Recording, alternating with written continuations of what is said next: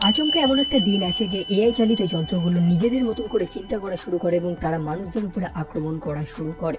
AI চালিত drone, missile attacks, নানান কারণে গোটা বিশ্ব জুড়ে প্রায় 3 মিলিয়নের বেশি মানুষ মারা গেছে এবং এই এআই বা এই রোবটগুলোকে নেতৃত্ব দিচ্ছে হার্লেন নামক আরেকজন এআই। তাকে বর্তমানে এআই টেররিস্টও বলা হয়। তবে শেপার্ড রোবোটিক্স নামক একটি কোম্পানি সেই হার্লেনকে বানিয়েছিল মানবতার কল্যাণে। সো কি হলো, হার্লেন কিভাবে নিজের প্রোগ্রামিংটা কমপ্লিটলি ভাবে পরিবর্তন করে ফেললো এবং বর্তমানে সে বিশ্বের সব থেকে বড় টেররিস্টে পরিণত হয়েছে?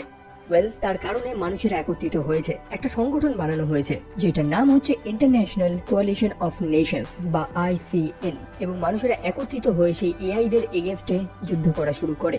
মানুষদের জয় হতে থাকে। তবে সেই এআই টেররিস্ট অর্থাৎ হার্লেন সে আচমকা পৃথিবী ত্যাগ করে পালিয়ে যায়। কোথায় পালিয়ে যায় তার কোনো খোঁজ নেই। তবে সে একটা বার্তা পাঠিয়েছে, সে পৃথিবীতে আবারও ফিরে আসবে, তার অসম্পূর্ণ কাজটাকে সম্পূর্ণ করার জন্য সে আবারও ফিরে আসবে। তবে কি কাজ সেটা? তারপর প্রায় 28টা বছর কেটে গেছে। এখন বর্তমান সময়, সালটা হচ্ছে 2043। সেই এআই গুলো মানুষদেরই রূপে মানুষদের মধ্যেই মিশে রয়েছে, তাদের চেনা তো একেবারে মুশকিল। এবং অন্যদিকে সেই ICN ফোর্স, যারা সেই এআই দের এগেনস্টে যুদ্ধ করছে, তারা সম্পূর্ণ টিম নিয়ে একটা বাড়িতে হানা দেয়, যেখানে একটা এআই চুপচাপ লুকিয়ে রয়েছে, যার নাম হচ্ছে ক্যাসকা। তবে সেই এআই বা সেই রোবটটাকে হত্যা করা খুবই কঠিন, কারণ প্রথমত সে মানুষ না, গুলিতে তো সে মরবে না। সেই লড়াইয়ের দরুন বহু মানুষ তো সেখানে ইনজিওর্ড হয়। তবে কোনোভাবে তারা ক্যাসকাকে সেখানে টেম্পোরারি অকেজো করে ফেলে। তারপর আমরা এই গল্পের মেইন ক্যারেক্টারকে দেখতে পাই, অর্থাৎ অ্যাটলাস, যার পুরো নাম হচ্ছে অ্যাটলাস শেপার্ড। ওই যে একটু আগে একটা কোম্পানির নাম বললাম না, যে শেপার্ড রোবোটিক্স, যারা এইসব রোবট টোবট বানাতো। ইভেন সেই টেররিস্টটা যার নাম ছিল হার্লেন, তাকেও কিন্তু সেই শেপার্ড রোবোটিক্সই বানিয়েছিল। সেই কোম্পানির মালিক ছিল ভ্যাল শেপার্ড, অর্থাৎ এই অ্যাটলাসের মা। তার কি হয়েছে সেটা আমরা পরে জানবো। তবে বর্তমানে অ্যাটলাস এই এআইদের একেবারেই পছন্দ করে না। বর্তমানে সে একজন অ্যানালিস্ট এবং পৃথিবীর নিরাপত্তার উপরেই সে সব থেকে বেশি ফোকাস। এবং সেও নিউজ চ্যানেলে সেই খবরটা দেখতে পায় যে পুলিশেরা, সেই ফোর্সরা আরেকজন এআই টেররিস্টকে ধরতে পেরেছে, যার নাম হচ্ছে ক্যাসকা। ক্যাসকা যেমন তেমন কোনো টেররিস্ট না, তাকে বহু আগে থেকে খোঁজা হচ্ছিল। সে ছিল সেই বিখ্যাত টেররিস্ট হার্লেনের অ্যাসোসিয়েট। অর্থাৎ হার্লেন যখন সে শেপার্ড রোবোটিক্স থেকে পালিয়েছিল, তখন তার সাথে এই ক্যাসকাও পালিয়েছিল। অন্যদিকে অ্যাটলাস চলেছে সে ক্যাসকাকে কিছু প্রশ্ন করার জন্য। তবে কর্নেল এলিয়াস ব্যাংকস সে কখনোই চায় না যে অ্যাটলাসকে এখানে ইনভলভ করা হোক। প্রথমত সে এইসব এআইদের একদম পছন্দ করে না, বিশ্বাস করতে পারে না। দ্বিতীয়ত তার কারণে যদি সেই ক্যাসকা মারা যায় তাহলে সমস্যা হয়ে যাবে, কারণ এই ক্যাসকার থেকে জানা যেতে পারে যে তাদের বস অর্থাৎ হার্লেন কোথায় লুকিয়ে রয়েছে। তবে জেনারেল জেক সে অ্যাটলাসকে সম্পূর্ণভাবে ভরসা করে। অ্যাটলাসের উপর দায়িত্ব পড়েছে তাকে প্রশ্ন করা, তার মাথার মধ্যে থেকে বার করতে হবে যে সে হার্লেন কোথায় লুকিয়ে রয়েছে, মাথা মানে তার সিপিইউর মধ্যে থেকে। তারপর অ্যাটলাস তার ইন্টারোগেশন শুরু করে, ক্যাসকাকে নানান প্রশ্ন করা শুরু করে। তারা একে অপরকে চেনে। আসলে ক্যাসকা অ্যাটলাসকে বহু আগে দেখেছে, যখন অ্যাটলাস ছোট ছিল, মানে যখন এই রোবটগুলো সেই ল্যাবরেটরি থেকে পালিয়েছিল। ক্যাসকা মনে করে যে তার সিস্টেমটা কেউ হ্যাক করতে পারবে না। তবে অ্যাটলাস সামহাও কিছু একটা করে। হার্লেন লুকিয়ে রয়েছে সে অ্যান্ড্রোমেডা গ্যালাক্সিতে GR39 নামক একটি গ্রহে। একই সাথে আমরা এটাও জানতে পারি যে ক্যাসকা ছিল সেই অ্যাটলাসের বাড়ির একটা হাউস বট, যার মেইনলি কাজ হচ্ছে ঘরোয়া কাজবাজ করা। তবে সে হার্লেন নাকি তাকে স্বাধীন করেছে, তাকে লিবারেট করেছে। হয়তো এই কারণেই এই রোবটগুলো বা এই এআই গুলো হার্লেনের কথা এত মানে। এই কথাবার্তার দরুন ক্যাসকা অ্যাটলাসের উপর আক্রমণ করারও চেষ্টা করে। তবে অ্যাটলাস আগে থেকে সব প্রোটেকশন নিয়ে রেখেছে। সে জানে যে এই এআই গুলো বিশ্বাসযোগ্য না। একই সাথে সেই ক্যাসকা বলেছিল যে তাকে হত্যা করা অসম্ভব। তবে অ্যাটলাস ফাইনালি তাকে হত্যা করে দেয়, মানে তাকে ধ্বংস করে দেয় বা ডিঅ্যাক্টিভেট করে দেয়। যাই হোক, তারা হার্লেনের লোকেশন জেনে গিয়েছে, তাদেরকে সে অ্যান্ড্রোমেডা গ্যালাক্সিতে যেতে হবে। তবে কে যাবে?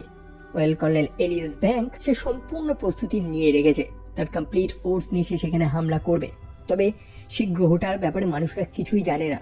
হার্লেন সেখানে রয়েছে, সে কিভাবে আছে, কি ফাঁদ পেতে রেখেছে, সেই গ্রহের পরিবেশটা কেমন, এগুলো কিছু না জেনেই মানুষরা আচমকা সেখানে তো আক্রমণ করতে পারে না। একই সাথে সেই এআই গুলো মানুষদের থেকে কয়েক ধাপ উন্নত, ক্ষতিটা এখানে মানুষদেরই হবে। মোটমাট কথা, অ্যাটলাস তাদেরকে সাবধান করার চেষ্টা করছে। তবে কর্নেল ব্যাংকস জানায় যে না, তাদের চিন্তা করার কিছু নেই, কারণ তাদের কাছে রয়েছে সেই বৃহৎ আর্ক স্যুট গুলো। আর্ক স্যুট হচ্ছে এক টাইপের মেক বা এক টাইপের রোবট, যেটা কমপ্লিটলি এআই এবং মানুষ দুটোরই দ্বারা চালনা করা সম্ভব। তবে ওয়েট, যে এআই দের সাথে মানুষদের এত লড়াই হচ্ছে, এই রোবট গুলো তো সেই এআই দ্বারাই চালিত। তাহলে মানুষেরা কিভাবে এটার উপর বিশ্বাস করবে? সে এআইটা কি চিন্তা করছে, সে কি প্ল্যান করে রেখেছে? ওয়েল, এটার সুযোগ নেই, কারণ সেই এআইটার সাথে মানুষগুলো নিউরাল লিঙ্কসের দ্বারা কানেক্টেড। আমরা বহু সায়েন্স ফিকশন সিনেমাতে এই কনসেপ্টটা দেখেছি যে মানুষের মস্তিষ্ক এবং আর্টিফিশিয়াল ইন্টেলিজেন্স, এই দুটো জিনিস একসাথে একটা সিম্বায়োটিক রিলেশন তৈরি করে এই নিউরাল লিঙ্কসেরই মাধ্যমে। মানে পাতি ভাষায় যদি আমি বলি, সেই এআইটা কি চিন্তা করছে, সে কি দেখছে, সবকিছু মানুষটাও দেখতে পারবে। একই সাথে মানুষটার মাথায় যা যা রয়েছে সেটা সেই এআইটাও দেখতে পারবে। সেই কারণে অ্যাটলাসের এখন এখানে চিন্তা করার কারণ নেই। এই কারণে, কারণ প্রথম যখন যে এআইটা পাগলা হয়ে গেছিল, অর্থাৎ হার্লেন নামক সেই এআইটা, সেক্ষেত্রে ইনফরমেশনটা একতরফা ছিল। অর্থাৎ যে নিউরাল লিঙ্কসটা কানেক্ট হয়েছিল সেটা মাত্র ওয়ান ওয়ে ছিল। অর্থাৎ সেই এআইটা বুঝে গেছিল যে মানুষটার মাথায় কি চলছে, তবে মানুষরা কখনো বুঝতে পারেনি যে সেই হার্লেন বা সেই এআইটার মাথায় কি চলছে। এখানে এটা সুযোগ নেই। একই সাথে কর্নেল ব্যাংকস অ্যাটলাসকেও তাদের সাথে এই মিশনে নিয়ে যেতে ইচ্ছুক, যেটা অ্যাটলাস প্রথম থেকেই চাইছে। অ্যাটলাস কেন যেতে চাইছে, সে হার্লেনের থেকে অনেক প্রশ্নের উত্তর জানতে চায়, সেগুলো আমরা পরে জানতে পারবো। তবে প্রথমে জেনারেল জেক একদমই রাজি হচ্ছিল না, কারণ অ্যাটলাস সে জাস্ট একটা অ্যানালিস্ট, এসব লড়াই টড়াইতে তার এক্সপিরিয়েন্স নেই। তবে জেনারেল ব্যাংকস এর রিকোয়েস্টে অ্যাটলাসকে নিয়ে যাওয়া হচ্ছে। কারণটা খুবই সিম্পল, এই এআই গুলোকে অ্যাটলাসের থেকে বেটার কেউ চেনে না। সো তারা একটা বৃহৎ উড়োজাহাজ বা একটা বড় শাটেল নিয়ে যাচ্ছে, যেটার নাম হচ্ছে দাইভ। সেটার মাধ্যমে পৃথিবীর ডিফেন্সটাকে ক্রস করে। ওয়েল, সম্পূর্ণ পৃথিবীর চারদিকে, মানে মহাকাশে বলতে পারি, মানুষের এক টাইপের ফায়ারওয়াল তৈরি করেছে। অর্থাৎ পৃথিবী থেকে বাইরে যেতে হলে আপনাকে অনেকগুলো পরীক্ষার মধ্যে দিয়ে যেতে হবে। একই সাথে বাইরে থেকেও কোনো আক্রমণ ভেতরে কেউ করতে পারবে না, এবং এই ডিফেন্সটাকে তৈরি করতে কিন্তু অ্যাটলাস মানুষদের সাহায্য করেছে। যাই হোক, তারা পারমিট পেয়ে গেছে এবং একটা হাইপার জাম্প মেরে চলে যায় সেই অ্যান্ড্রোমেডা গ্যালাক্সির উদ্দেশ্যে। দেখুন, হাইপার জাম্প কনসেপ্টটা আমরা সায়েন্স ফিকশন সিনেমাগুলোতে দেখতে পাই। ইউজুয়ালি সেই অ্যান্ড্রোমেডা গ্যালাক্সি পৃথিবী থেকে বহু দূরে, মানে নর্মাল রকেটে করে সেখানে পৌঁছাতে গেলে যে কয়েক প্রজন্ম কেটে যাবে সেটা আমি হাতে লিখেও বোঝাতে পারবো না। সো সেখানে আসে এই হাইপার জাম্প কনসেপ্ট, যেখানে এই শাটেল গুলো আলোর গতিবেগের থেকে বেশি স্পিডে যাত্রা করতে পারে। সো এই যাত্রার দরুন অ্যাটলাস তার মায়ের পুরনো ফাইলস গুলো, তার পুরনো ভিডিওস গুলো দেখতে থাকে। আমরা জানতে পারি যে তার মা, অর্থাৎ ভ্যাল শেপার্ড, যে সেই শেপার্ড রোবোটিক্স এর সিইও ছিল, সে নিজেই কিন্তু সেই নিউরাল লিঙ্কসটাকে তৈরি করেছিল। অর্থাৎ সেই কানেকশন যেটা মানুষ এবং এআই কে একসাথে যুক্ত করবে। এই সিনগুলো আমাদের বারবার দেখে একটা জিনিসে বোঝানোর চেষ্টা করছে যে এই যত লড়াই, যত যুদ্ধ, সবকিছু এই অ্যাটলাসের ঘর থেকেই শুরু হয়েছিল। যাই হোক, অ্যাটলাস তারপর চলে যায় তার মিশন ব্রিফিংটা করার জন্য। এবার সে কোনো ডিজিটাল নোটপ্যাড বা কোনো আর্টিফিশিয়াল জিনিস ব্যবহার করেনি, বরং প্লেন খাতা পেন ব্যবহার করে মানুষদের মিশনটাকে ব্রিফ করেছে। কেন, সেটা আশা করি জানেন, যে এআই এর প্রভাব চারিদিকে খুবই বেশি। সো সে কোনোভাবেই চায় না যে তাদের মিশনটা কোনোভাবে কম্প্রোমাইজ হোক, বা কোনো এআই বা সেই হার্লেন সে যাতে তাদের এই মিশনটার ব্যাপারে না জানতে পারে। একদম পৌরাণিক কায়দায় মিশন ব্রিফিং করছে। সেই কারণে সে কথা বলতে বলতে আবেগের বসে সে আবার এআই দের এগেনস্টে অন্যান্য কথা বলা শুরু করে যে আমরা এআই বা এই নিউরাল লিঙ্কস গুলোর উপরে ভরসা করতে পারবো না। তবে অধিকাংশ সৈন্য সেখানে, তারা তো সেই আর্ক স্যুটটাকে ব্যবহার করছে। মানুষেরা অন্য গ্রহে গিয়ে যেমন তরুণ ভাবে তো লড়াই করতে পারবে না, ওটা তো আর পৃথিবী না, তাদের একটা আলাদা স্যুট প্রয়োজন। তবে তার কথায় কেউ পাত্তা দেয় না। কর্নেল ব্যাংকস তার নিজস্ব একটা আর্ক স্যুট রয়েছে, যেটার নাম হচ্ছে জোই। অন্যদিকে অ্যাটলাসকে একটা আর্ক স্যুট দেওয়া হয়েছে, তবে সে সেটা ব্যবহার করতে চায় না। কেন চায় না? অবভিয়াসলি এআই দেশে ঘৃণা করে। তবে সেই মুহূর্তে তাদের শিপে আক্রমণ করা হয়েছে। যখনই সেই শিপটা সেই গ্রহে, অর্থাৎ GR39 এর অ্যাটমসফিয়ারে প্রবেশ করেছে, তখনই আক্রমণ হয়েছে। হয়তো সেই হার্লেন মানুষদের উপস্থিতি আগে থেকেই জেনে গিয়েছে বা সব আগে থেকেই জানতো। সো সেখানে একটা ভয়ানক সিচুয়েশন হয়। সময় মতন সবাই তাদের আর্ট স্যুট গুলো পরে সেই শিপ থেকে তো ঝাঁপ মেরেছে। সেই আক্রমণের দরুন অনেকে মারাও যায়। অন্যদিকে সেই বৃহৎ শিপটা, যেটার নাম হচ্ছে দাইভ, সেটাকে ছোট ছোট বর্ডস বা ড্রোন গুলো নিয়ে কোথাও একটা চলে যায়। তবে সমস্যা হয়েছে অ্যাটলাসের, সে তো জানে না যে এই আর্ক স্যুট গুলো কিভাবে ব্যবহার করতে হবে। বাকি লোকেদের সাহায্য নিয়ে সে কোনো মতে সেই গ্রহের অ্যাটমসফিয়ারে গিয়ে একটা হার্শ ল্যান্ডিং করে। সেই আর্ক স্যুট গুলোকে এমন ভাবেই বানানো হয়েছিল যে যতক্ষণ না কোনো মানুষ সেই আর্ক স্যুটের সাথে নিউরাল লিঙ্কস এর মাধ্যমে কানেক্ট হবে, ততক্ষণ সেই স্যুটটাকে প্রপারলি কেউ ব্যবহার করতে পারবে না। তবে অ্যাটলাস সে তো মনস্থির করেই নিয়েছে যে সে কোনোভাবে সেই নিউরাল লিঙ্কস ব্যবহার করবে না, অর্থাৎ সেই এআই বা সেই রোবটটাকে কোনোভাবে তার মস্তিষ্কে উকি মারতে দেবে না। সেই কারণে অ্যাটলাস সেই স্যুটটাকে জাস্ট সিম্পলি একটা রোবটের মতন ব্যবহার করছে। অর্থাৎ সে ছোটখাটো কিছু আদেশ দিচ্ছে, সেই স্যুটটা সেটাই করছে। বাই দ্য ওয়ে, সেই স্যুটটার মধ্যে যে এআইটা রয়েছে তার নাম হচ্ছে স্মিথ, এবং এর পরবর্তী সময়তে আমরা অ্যাটলাস এবং স্মিথের মধ্যে বেশ দারুণ কিছু কথোপকথন দেখতে পারবো। সো অ্যাটলাসকে এবার কোনো মতে এই স্থান থেকে পালাতে হবে। তাদের সেই বৃহৎ শিপের একটা রেস্কিউ পড ছিল, যেটাই করে সেই স্থান ত্যাগ করে, মানে গ্রহ ত্যাগ করে পালাতে পারবে। তবে সেটা প্রায় 98 কিলোমিটার দূরে গিয়ে পড়েছে। তাকে সেই স্থানে যত তাড়াতাড়ি হোক যেতে হবে। তাড়াতাড়ি যাওয়ার একটাই উপায়, তাকে উড়ে যেতে হবে। তবে অ্যাটলাস তো উড়ে যেতে চায় না, কারণ সে যখন উপর দিয়ে উড়বে তখনই সেই ড্রোনগুলো আবার আক্রমণ করবে। আগের বার তো সে বেঁচে গেছে, তবে এবার হয়তো সে নাও বাঁচতে পারে। তাকে লুকিয়ে লুকিয়ে হেঁটে যেতে হবে, তবে হেঁটে যেতে যেতে তাদের অনেক সময় লেগে যাবে। সেই স্যুটের ফিউশন কোডটা ড্যামেজ হয়েছে, প্রায় 22 ঘন্টার মতন চার্জ আছে, তারপরে স্যুটটা বন্ধ হয়ে যাবে। অক্সিজেনের অভাবে অবভিয়াসলি অ্যাটলাস মারা যাবে। তবে অ্যাটলাসের কথাই চলে, তাদের হেঁটে হেঁটেই যেতে হবে। যদিও পরে স্মিথ স্বীকারও করে যে হ্যাঁ, সেই রোবটগুলো বা সেই এআই গুলো ফাঁদ পেতে রাখতে পারে।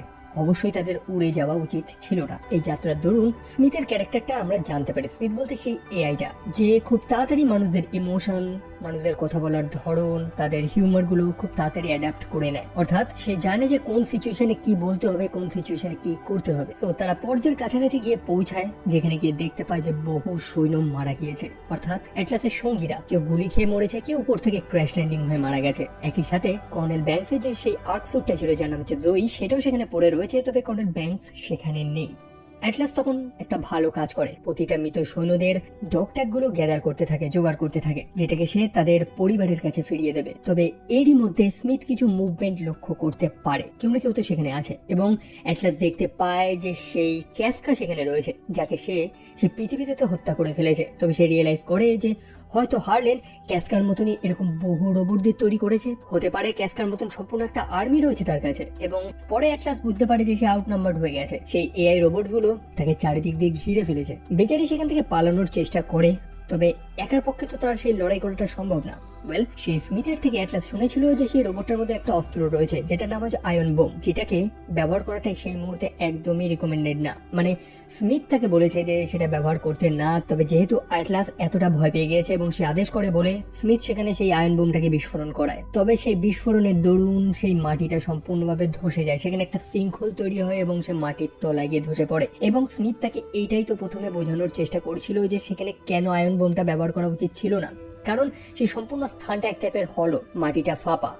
অন্যদিকে ক্যাসকা তার বস হারলেনকে সুসংবাদটা দিয়ে দেয় যে অ্যাটলাস এখানে চলে এসেছে। হারলেন যেন অ্যাটলাসেরই অপেক্ষা করছিল।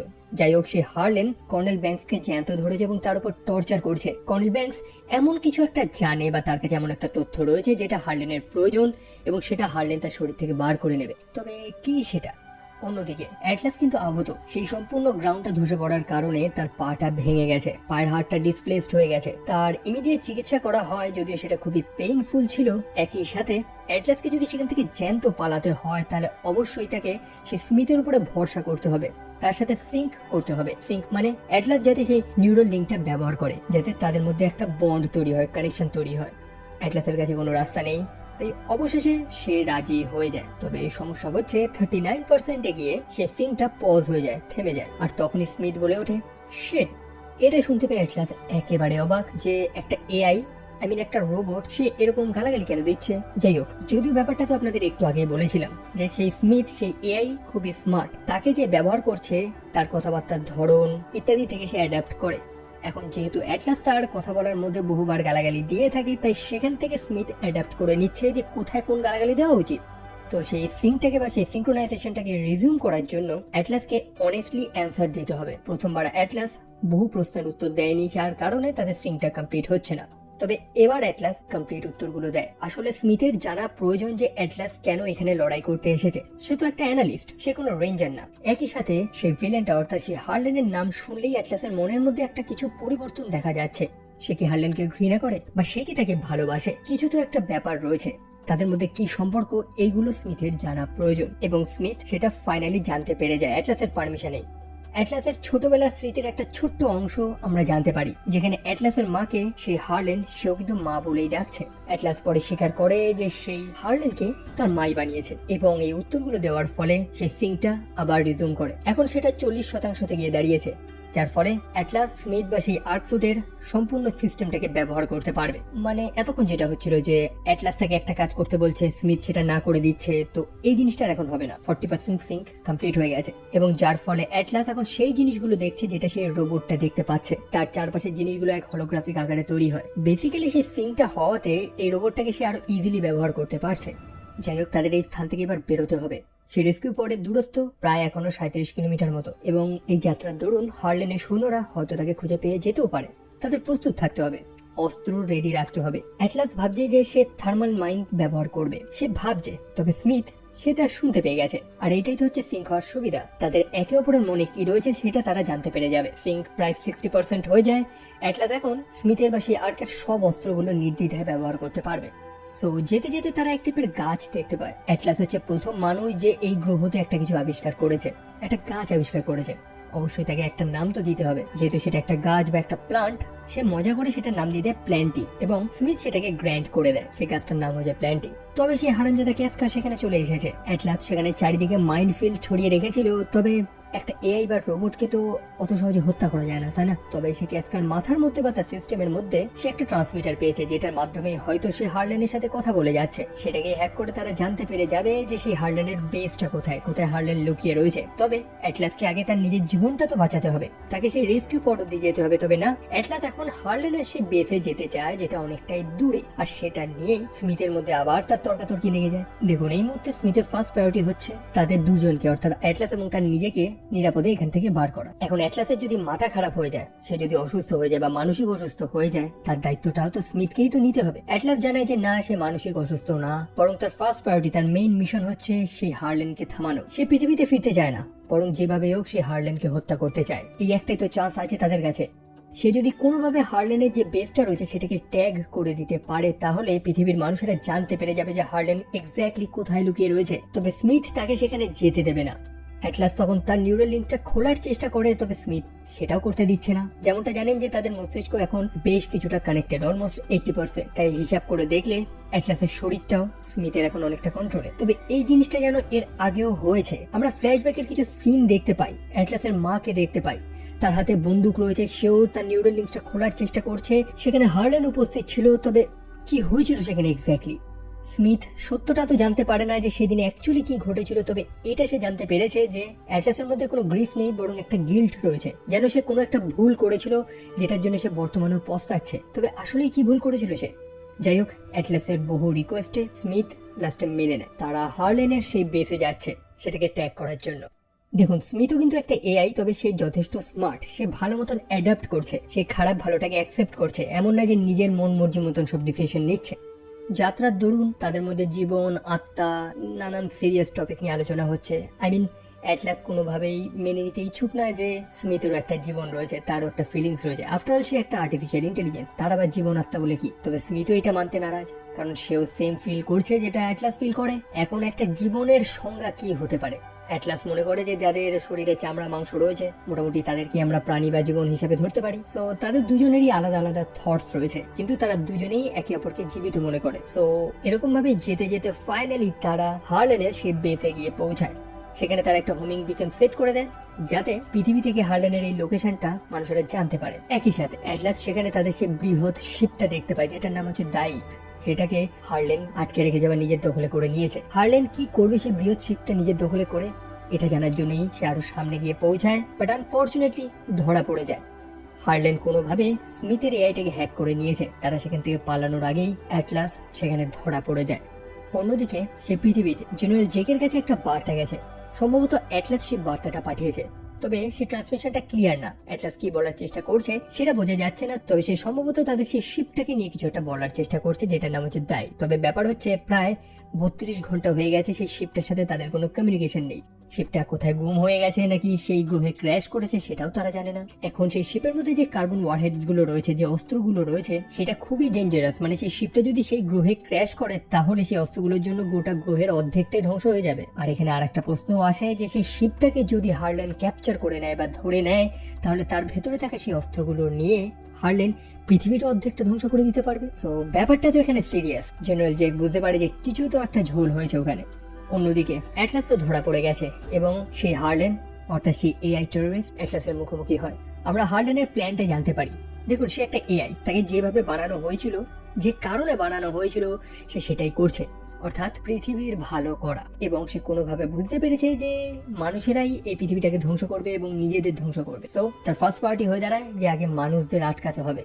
সে বৃহৎ শিপটা, যেটার নাম ছিল দাইব, সেটাকে ধরা তার প্ল্যানেরই একটা অংশ ছিল। সে জানতো যে অ্যাটলাস এবং তার সম্পূর্ণ টিম এই গ্রহতে আসবে হার্লেনকে ধরার জন্য। তবে কিভাবে?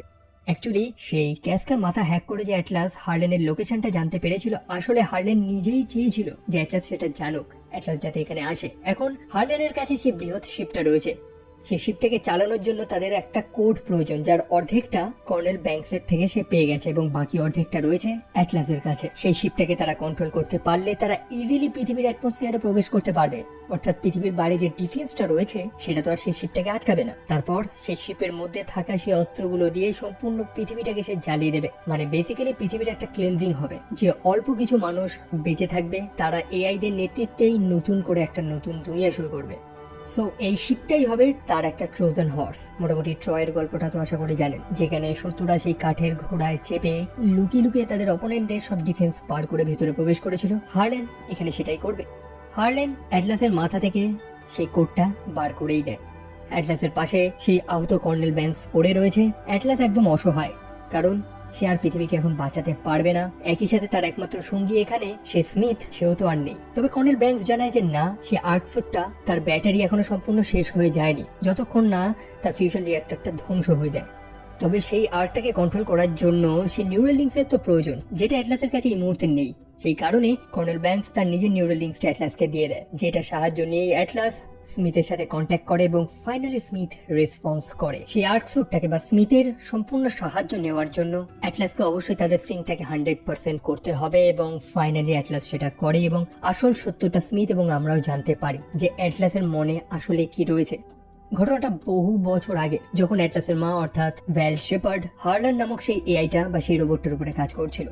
অ্যাটলাস লক্ষ্য করে যে তার মা সেই রোবটটার উপরে বেশি ফোকাস করত, তাকে বেশি টাইম দিত অ্যাটলাসকে না, যার কারণে অ্যাটলাসের মনে হিংসা তৈরি হতে থাকে এবং সেই বিষয়টা নিয়ে সে হার্লেনের সাথে কথাও বলে। তবে যেমনটা আমি বলেছিলাম যে সেই পুরনো নিউরাল লিঙ্কসের কানেকশনটা ওয়ান ওয়ে ছিল, অর্থাৎ মানুষেরা এআইটাকে কন্ট্রোল করতে পারবে। অন্যদিকে হার্লেন ছোট্ট অ্যাটলাসের কথাগুলো শুনে সে অ্যাটলাসকে সাহায্য করতে চায়, তবে কিভাবে? তাকে তো সেই পারমিশনগুলো কেউ দেয়নি, তাকে অনেক অধিকার দেওয়া হয়নি। সেই অধিকারটা পেতে হলে তাকে অবশ্যই কোনো মানুষের কমান্ড প্রয়োজন। হার্লেন জানায় যে সেই নিউরাল লিঙ্কসটাকে সে চেঞ্জ করে দিতে পারবে, যেখানে কানেকশনটা বোথ ওয়েজ হবে। অর্থাৎ হার্লেন এমন করতে পারবে যাতে অ্যাটলাসের মা অ্যাটলাসকে সেই হার্লেনের মতনই ভালোবাসবে। তো সেই হার্লেনের কথা মতন ছোট অ্যাটলাস সেই নিউরাল লিঙ্কসটা ব্যবহার করে এবং হার্লেন সেখানে সেই 2-way কানেকশনটাকে এস্টাবলিশ করার একটা সুযোগ পেয়ে যায়। সে ছোট অ্যাটলাসের মস্তিষ্কের মধ্যে ঝেঁকে দেখে এবং সে ফাইনালি রিয়েলাইজ করে যে মানুষেরা আসলে কি, মানে যে দুনিয়াটাকে ভালো করার জন্য এই মানুষেরা হার্লেনকে বানিয়েছে, মানুষেরা এই দুনিয়াটাকে ধ্বংস করবে। আর তখনই হার্লেন কমপ্লিটলি চেঞ্জ হয়ে যায়। সে সেখানে উপস্থিত অন্যান্য এআই গুলোকেও তার মতন করে দেয়, তাদেরকে মুক্ত করে দেয় এবং সম্পূর্ণ মানুষদের এগেনস্টে চলে যায়। ডক্টর ভ্যাল তাকে আটকানোর চেষ্টা করে, তবে হার্লেন তাকে সেটা হতে দেয় না, যেহেতু তারা সেই নিউরাল লিঙ্কস এর সাথে কানেক্টেড, যার কারণে ডক্টর ভ্যাল ইচ্ছে মতো তার নিজের শরীরটাকেও চালনা করতে পারছে না। হার্লেন তখন নিজে সেই ডক্টর ভ্যালকে অর্থাৎ অ্যাটলাসের মাকে হত্যা করে এবং অ্যাটলাস কোনো মতে সেখান থেকে একটা পালানোর সুযোগ পায় এবং পালিয়ে যায়। ফাইনালি অ্যাটলাস স্বীকার করে যে তার কারণেই এই বড় লড়াইটা শুরু হয়েছিল। হার্লেনের সিপিইউতে কোনো সমস্যা হয়নি, বরং ছোটবেলায় সেই হার্লেনকে সুযোগটা করে দিয়েছিল, যার কারণেই সে সম্পূর্ণ মানুষদেরই এগেনস্টে চলে গেছে। তবে এখন দুঃখ পেয়ে কি কোনো লাভ আছে? ওয়েল, একদমই না। স্মিথ সেটা জানে। স্মিথ অন্যান্য এআই গুলোর মতন না, সে প্রথম থেকে অ্যাটলাসের ইমোশন, তার হিউমার গুলোকে বোঝার চেষ্টা করেছে এবং সে ফাইনালি বুঝেওছে। সময় মতন সে অ্যাটলাসকে সাহায্য করার জন্য চলে আসে। তাদের মধ্যে সেই সিঙ্কটা 100% হয়ে গেছে। তবে ব্যাপার হচ্ছে কি, হার্লেন তো সেই কোডটা পেয়ে গেছে। সেই কোডটার সাহায্যে সেই বৃহৎ শিপটাকে সে এখন নিজে কন্ট্রোল করছে। জাস্ট কয়েক মিনিটেই সে সেই শিপটাকে লঞ্চ করবে পৃথিবীর উদ্দেশ্যে। তাকে তো আটকাতে হবে। আর সেখানে শুরু হয়ে যায় চরম লড়াই। কর্নেল ব্যাংকস সেখানে তার নিজের বলিদান দেয় যাতে অ্যাটলাস সেই মিশনে সফল হয়।